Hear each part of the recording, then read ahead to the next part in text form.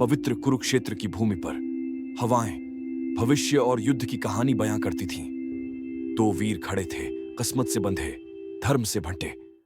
कर्ण सूर्यपुत्र, जन्म के समय परित्यक्त, किस्मत से शापित, फिर भी निर्भीक। उसका सोने जैसा कवच चमक रहा था जब उसने अपनी महाकाय धनुष उठाया। उसके सामने खड़ा था अर्जुन, अद्वितीय धनुर्धर, दिव्य सारथी श्री कृष्ण के साथ। उसकी गांडीव धनुष से धर्म की ज्वाला भड़क उठी। आकाश में गरज गूंजी, बाणों की टक्करें उल्काओं जैसी गूंज रही थी। देवता और मनुष्य सभी देख रहे थे, जैसे आकाश भी कांप रहा हो।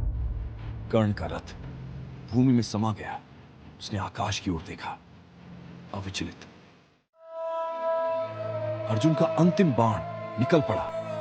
यह किसी व्यक्ति को पराजित करने के लिए नहीं, बल्कि किस्मत को पूरा करने के लिए था।